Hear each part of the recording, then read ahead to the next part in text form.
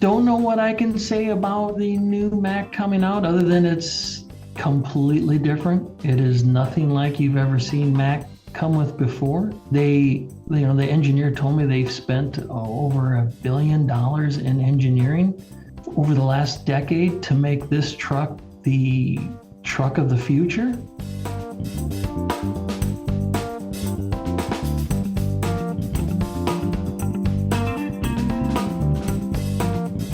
Hey everybody, I'm Jack Roberts. I'm executive editor with Heavy Duty Trucking, and this is another edition of Heavy Duty Trucking Talks Trucking. And we're with Jamie Hagen today out of the tropical paradise of South Dakota.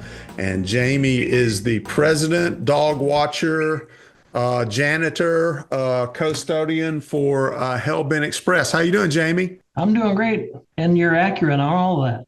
All of that and more. How cold is it in South Dakota today? It went from minus 20 degrees to a balmy 50 degrees. It's feeling quite like spring, oddly enough. Well, today, Jamie and I are going to talk a little bit what it's like running a small fleet. He's going to talk about some of his experiences on that front. And he's going to talk a little bit about being a social influencer. And full disclosure, I've known Jamie for a long time. We're social friends on Facebook, so I see a lot of his posts, and I'm familiar with his story. And one reason, Jamie was kind of a social influencer, I think, before anybody knew what social influencer was. And I remember going to a Mac press conference. I'm like, oh, there's that guy that's on Twitter, and that's where we first met. So Yeah. let's tell everybody your story, Jamie. You're in trucking. How did you end up in trucking? I know your dad put you to work at an early age, right? Yeah, how I got into trucking was I was born into it. I didn't have a choice. I guess everyone has a choice, but yeah, my dad was a driver, and so was my uncle, and just happened to fall in love with trucks. Started when I was a kid, riding along with him, basically still in diapers. So I've spent my entire life in a truck, if you add the numbers up. So that's what got me into it. He bought a second and third truck when I was a teenager. South Dakota didn't have a CDL law until 1992. Ironically enough, the year I turned 18. So prior to that, you could drive a truck in state without a commercial driver's license. So I was delivering local farm load stuff, semi-trailers, farm load, Class A stuff, but nothing crazy out of state, nothing very far. But I had experience. So in 92, I got my Class A CDL, went out and got legal, if you will. When I turned 21 and could leave the state, that's when I, ran out and bought my own truck and haven't really looked back since. So you were driving and, it's one thing to be driving a truck. It's one thing to be working for your dad. It's another thing to think, I want to go into business for myself. And you did. And obviously, I guess, are we talking about initially you were going to be an owner operator? Were you thinking in terms of I'd like to have my own fleet one day? Kind of talk us through that, how that process went. Well, when I was 21, my only thought is that I wanted to drive a truck. No one would really hire me out of Aberdeen. There's not a lot of industry in Aberdeen. It's just agriculture mainly. So without anyone willing, I had to make that leap, if you will, to purchase my own. And that, as it turned out, it was quite a chore to get out of the area or back to the area. So that's why no one really wanted to hire me in that area, if it were. So I spent the next 3 years honing the craft, if you will, learning the hard lessons. Bought the first truck, things kind of worked out well, thought, I'll trade this one in for a nicer truck. And, that sort of became my undoing. Went a little too nice, if you will, right out of the gate and not too young. Really, it was just a lack of experience, learning some lessons the hard way quickly. So within 3 years, I was back out of business and ended up driving truck for Cliff Viessmann Incorporated out of Gary, South Dakota, for the next 12 years as a company driver. And that's when I bought my own truck in 2010 again. I Hmm. got back into being an owner operator again in 2010. So, and then none of this was a dream to be a fleet owner. What caused the fleet ownership was the fact that I was a company driver for all those years, and I just couldn't understand the decisions they made. I was like, man, you guys are foolish with these decisions. As it turns out, they had a method to the madness. They were foolish. They were just smart with their money. And when you have a large group of people, I mean, you've got to provide for more than just one. So that's what spurred me on after I became an owner operator. I thought, well, how hard can two be, to own? And had a friend that needed a job, and I thought, well, I'll just buy a second truck, and my buddy will drive with me. And that worked out good for a few years. So then we bought a third truck, and then that led to a fourth truck, and it just kind of slowly progressed over the years. Um, Once I decided COVID hit and all hell broke loose, as you remember. At first, it didn't break loose. It went the opposite direction. Everything went south, and Yeah. everybody dumped equipment onto the marketplace. Well, you could buy stuff cheap. And I thought, well, you know, I'll buy a new truck and trailer for pennies on the dollar here and see if it works. And that's when the market took off, and never really looked back since. Kind of fell in love with the industry at that point, because at that point I was still leased to Cliff Beastman, so I was sheltered. Everything was customer freight, everything they did. I just kind of drove the truck. Hmm. Once I struck out on my own in 2020, I got to see the whole other side of the industry, the freight industry. They're a liquid food grade tanker operation, so there's how many liquid food grade facilities in the world? You know what I mean? There's Yeah. a handful. Yeah. And then when it comes to a dry van, there's no limit to what you can put in that box. So it becomes every mom and pop little tiny establishment you can find, which really opened my eyes to the freight world. It was pretty astonishing. I fell in love with it really at that point, and that's why it took off. Like, we went from one truck doing freight and three trucks doing tanker to immediately over the next 3 years growing to 12. Yeah. We got What's your, excited and ran out and did it. what's your bread and butter now? Tanker, dry van, or mix still? How, We how do ended you, up we ended up selling off the tank trucks and just going straight dry van and just going really? straight I with was not Hellboy aware you were Express. just, I didn't know that. Yeah, that was a recent development here in the last 3 months. Not that Do you like Cliff the wasn't a flexibility? On the one hand, the argument is if you're pulling, you got the tankers that's specialized, again, not as broad a market out there, but it is a specialized sort of haul. Mhm. Do you just like the fact there's more variety? It's a little more open with the dry van aspect. That's what it became, was the ability to get customers that were I mean, they're around every street corner. And as it turns out, I found some good freight out of Aberdeen. After all these years, I finally, found some good customers right there in my hometown. So that's what kind of Yeah. turned the tide, if you will. Well, you had a reputation by that point. How long are your hauls now?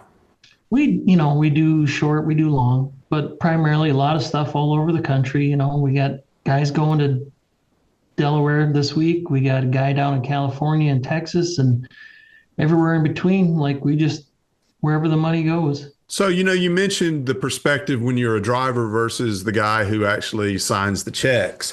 Um, Right. but I think a lot of people think, man, if I had my own company, I'd do this way, I'd treat people this way.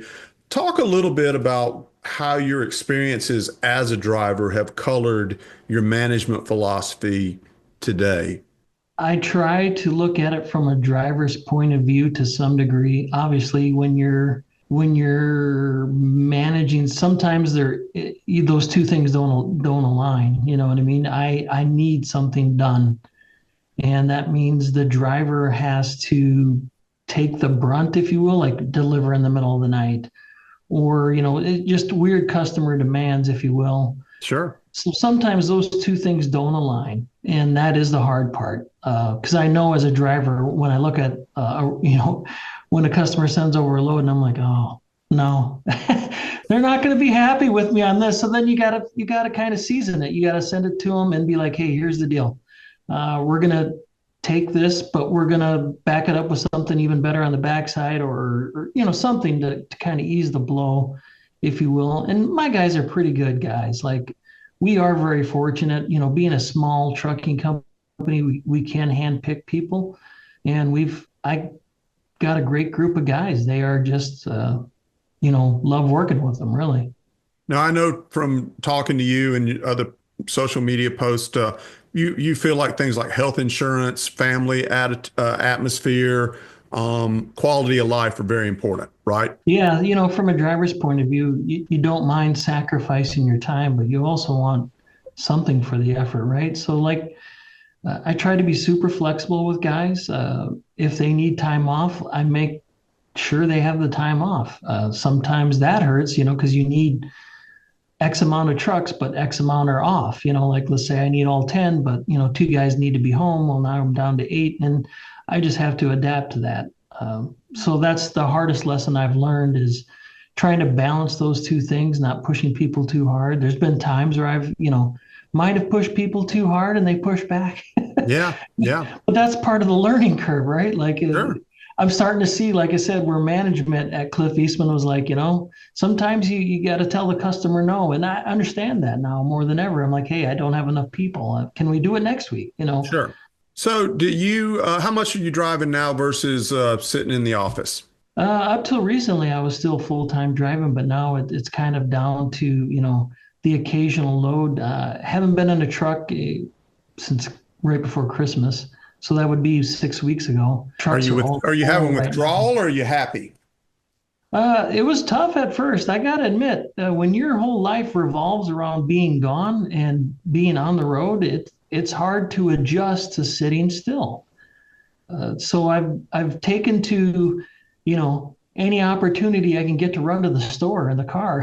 Yeah, I do I'll that. take that opportunity. You know I'm what I mean? guilty of Like that. let's go for a drive. I'm like a dog at this point, right? Like So before we close out this part of our conversation, if some guy's watching this and they're thinking they're a company driver, they're thinking about maybe taking the plunge on a truck, and maybe they're thinking about one day they'd like to get in two or three trucks. What's the most important lesson you think you learned during that transformational period? If there was one it's thing that you thought, I know how it is. You think there's yeah. a lot of things I'd do different, but was there really any piece of advice if we were standing around chit-chatting at a show and some guy came up to you and asked you something like that?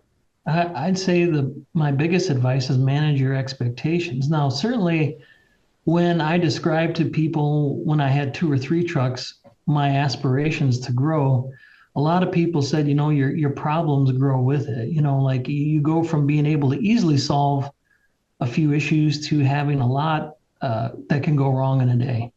So they warned me about that. And I think that's the biggest thing is managing expectations. It's not a license to print money. You Yeah. know, Adding 10 trucks doesn't guarantee you make tenfold on your money. I think people get kind of sucked into that. Not necessarily that I did that. I knew trucking was a game of pennies, so it only meant I had more pennies to count. But there's times where you lose a lot of pennies because you got a lot of equipment out there and drivers, and sometimes things don't go your way. So it's a balancing act, and that's the biggest hurdle I've come across was money management, keeping your expectations where they need to be. Sometimes you're going to fail. Sometimes you have to go above and beyond for a single driver because they're having a bad day or something to that effect. So that's the hard part is the people. Yeah. Um, Now I know your so wife helps, right? She's involved, right? she's a huge help. We wouldn't be here Hillary, we have without to her. give You know what Hillary I a mean? shout out, right? Yeah, yeah. She had to go get the kids, but if she was here, I'd introduce her. She came on with truck number 4, and without her, there wouldn't be a Hellbent Express. That's 100%. She is the backbone of it. I might be the head, but she's the thing keeping it upright. Yeah, sure. Sure. So, you mentioned pennies a minute ago, which is a great segue because the other thing that marked you out early was you're a big fuel economy guy, even when you were pulling tankers, which is not always, considered an aerodynamic sort of way to move goods around, but you've always been very passionate about fuel economy. And I know that we're kind of getting into a multifaceted part of your story here because you were a social influencer and you developed a relationship with an OEM. No clues as we look at you right now, which OEM that would be. We'll get into that in a minute, but why don't we sort of start talking about that aspect of it? You've always been, even when you were a kid with your own personal car, you're just one of those guys. It just ticked you off to put money in the fuel tank, didn't it? Yeah, I am anti big oil, apparently. I don't like putting money in their pockets, I guess. I don't know. No, I'm cheap, I guess is the word people use, or frugal. I don't like to spend money on stuff that doesn't yield results. And You're literally spending money for something you're going to burn when you yeah, buy yeah, fuel. like literally fuel, you burn it. And I've never understood the desire to burn more just for fun. And so, I don't do donuts in my personal vehicles either. I mean, I don't burn fuel unless I need to burn fuel. Right. So that's where the desire came from. And trucking, that is the pennies that make the difference. Especially when I was a leased operator, I was at a fixed income, if you were.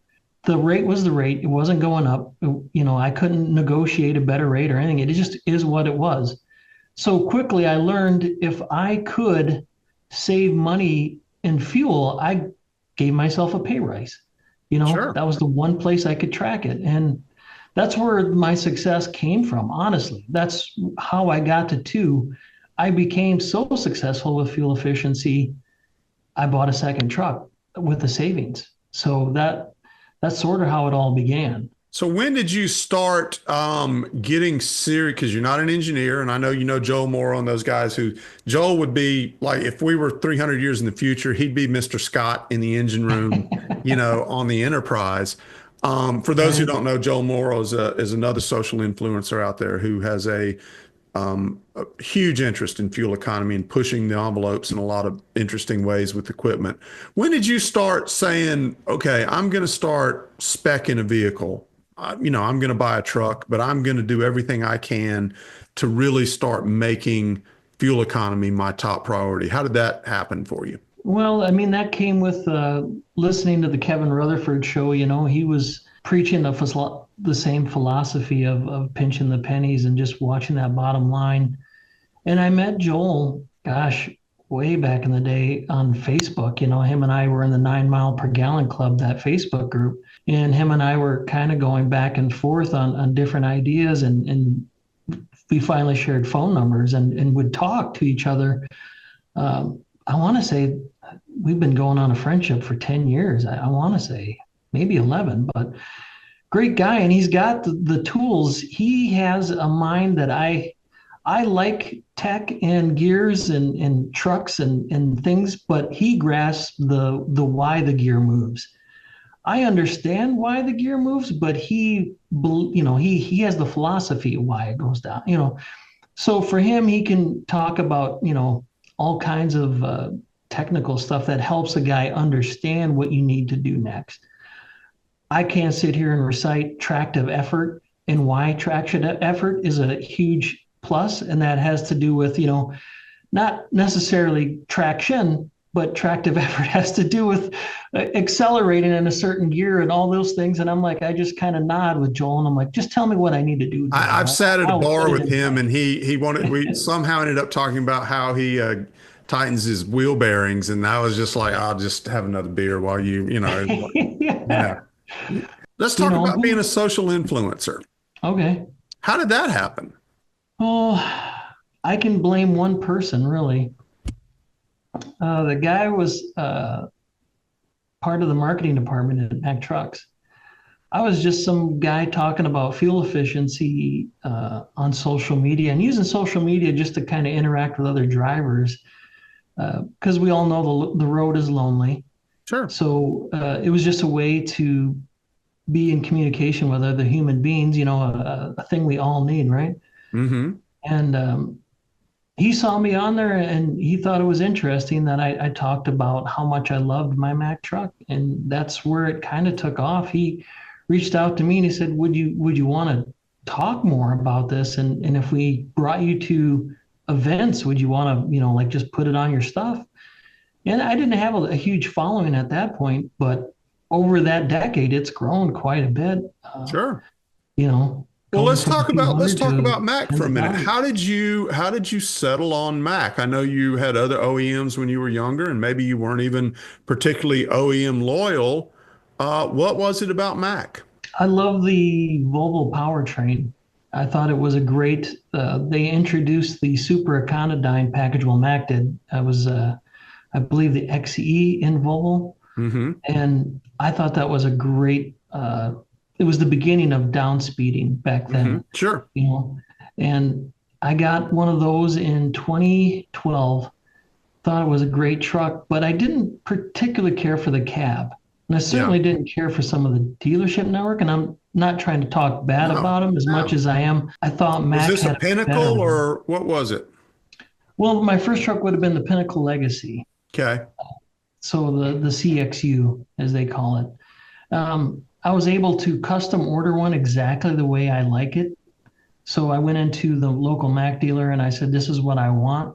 And they were able to give it to me, every little tiny detail that I wanted, versus like packages. You go into dealerships Yeah. now, they kind of want a package thing. And Mac literally like went down line for line, like, here's 5 choices of air dryers. And you know what I mean? If you want a specific air dryer, they're willing to put it on, Yeah. like the Wabco one, or do you want this one? And I'm Yeah. like, well, let's go with that.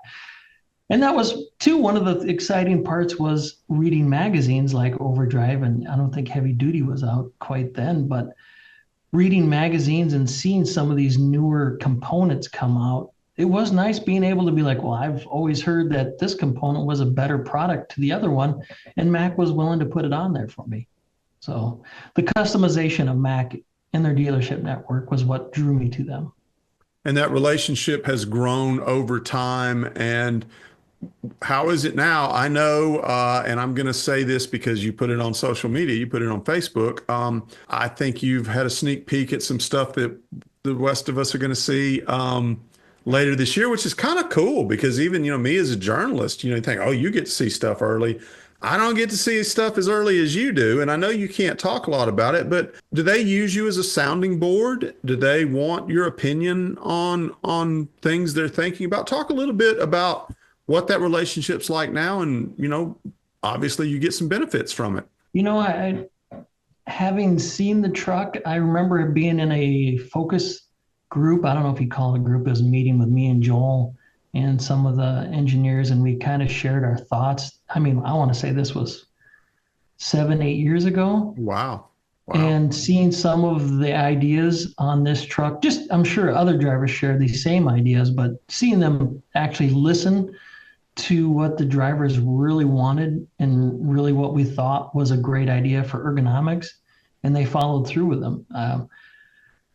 Don't know what I can say about the new Mac coming out other than it's completely different. It is nothing like you've ever seen Mac come with before. The engineer told me they've spent over $1 billion in engineering over the last decade to make this truck the truck of the future. It is extremely impressed by it. Now you're an Anthem fan. Yeah. I'm a journalist. I'm not, I think everyone makes a great truck. Let me just be clear on that. But I too like the Anthem. I just think it's a cool looking truck. And you and I were both in agreement that the Back in Black edition was really Yeah. nicely done. Yeah. You're an Anthem fan. What do you like about the Anthem? What I loved about the Anthem is it was doesn't look like any other truck on the road. It doesn't fit in with the crowd. It has more of a industrial, rugged look, in my opinion. Very bold lines, very aggressive lines for an automotive. You know what I mean? Like, Yeah. you don't see a lot of flat Yeah. things in the automotive world anywhere. Everything's like curved and smooth, and somehow Mac pulled off a very aerodynamic truck that had bold lines in it. So kudos to those guys, and that's what always drew me to it. I remember when they released the Anthem, I was super excited that they went that route. They didn't try to make it a big bubble. Yeah. They just Yeah. said, you know what, let's make it something that looks like a Mac would be in today's world. And I will say that carries over in the new one. They managed to make a truck that looks like a Mac. I think for Mac, that's an important consideration. They're going to turn Mhm. 125 years old this year, which is amazing in and of itself. And, they've entered the lexicon of language. That guy ran through the line and hit him like a Mack truck. So they do kind of have to, and I think they'd gotten away from that for a few years. And I think that the anthem was sort of a two-fisted, hey, we're Mack trucks. It's time for us to, we're going to look like a Mack truck. And it sounds like, but based on what you're saying, they've taken that lesson to heart. Oh yeah, yeah. I think they've realized that people love Mac, and all you got to do is give them a reason to continue loving them. You know what I mean? Yeah. Don't get too far away. You still got to make an aerodynamic truck. But don't get too far away and make it weird. And I couldn't be more impressed with what is coming interior wise and exterior wise as far as heritage being pulled into it. Like it is, I I mean, they must pay these people really well to engineer this stuff, because the fact that they were able to think of like this little thing from the B model and they Mhm. put it into Oh, the wow. truck somehow. You know what I mean? That's Like it just cool. blows your mind that That's they're it. able to That's pull an in some there's my heritage. that's an interesting little hint right Yeah. there. That's cool. And I thought Volvo hit the ball out of the park with the new VNL. So Yeah. and you got to know those design teams are collaborating on some level. So I'm excited to see what's going to happen later this year. It's going to be cool. Yeah. I mean, this the sister company, Yeah, one could say the ugly sister, but they're yeah, there anyways. yeah, yeah. I'm So, biased. I'm sorry, guys. I'm oh well, biased. hey, so what's next for you? What are you thinking? Are you happy where you are fleet wise? You want to expand a little bit? Any technology you're particularly interested and curious about? Just kind of as we're getting ready to wrap this up, where's your head right now? Probably going to stick kind of close to what we are now for a fleet, 10 trucks, and just kind of leave it there. If we go up one or two, maybe. But really, right where we're at, we're finding a great sweet spot. We're learning a lot more. Your problems get greater as the more trucks you add, and we're having some growing pains from that point of view. So we'll probably stick where we're at. Plus, that allows me to find those new things, those new technologies, like from yourself. You know what I mean? I keep my eyes out for what's coming next, from all the manufacturers too, as far as that goes. Um, I'm excited to see where it's going with AI and everything that's coming out. It seems like we could really see some huge gains in just freeing up brain power. You know what I mean? How people Sure, talk, sure, like even these engineers, they've been at this new Mac for a decade. They told yeah, me they were working on this truck when the Anthem was revealed. yeah. So it has been a huge work in progress. But now that AI has been kind of out there in the world, like just to think of what is possible now because of the computing power and, thinking of things that people have never thought about. That's where one of the guys at Mac was telling me, because they're trying to figure out not, they're trying to figure out what customers want, but they're also trying to figure out what customers don't even know they want at this point. Sure. And that was kind of exciting. They had a lot of weird stuff I can't talk about, but to me, it's exciting future. So, okay, as we head out the door, I'm going to steal a page from Sammy Hagar, and this is called Either Or. You put the phone down, you're heading home, heading back to Aberdeen, sun setting. Uh, AC/DC or Van Halen? Oh, AC/DC. Attaboy. Yeah, yeah, yeah. I love Attaboy. Van Halen, but I don't know. Well, we're about the same age. I figured that was a pretty good question. Man, it's been great talking to you today. Thanks for your time. I know you're busy, but like I said, you got a really cool story. It's fun watching you kind of do this stuff, and just really appreciate you sharing your story and your thoughts with us today. Well, I appreciate being a part of it. Think a lot of you guys, and it's been great over the years. All right, man. I'm pretty sure I will see you in a couple of months. I have a sneaking suspicion. So Sometime in April. sometime in April. Yes, So, sir. all right, man. Thank you, Jamie Hagen. President, janitor, washroom attendant, dog walker, Yep. kid fetcher, psychologist, HR HR and financial expert for Hellbent Xpress out of Aberdeen, South Dakota.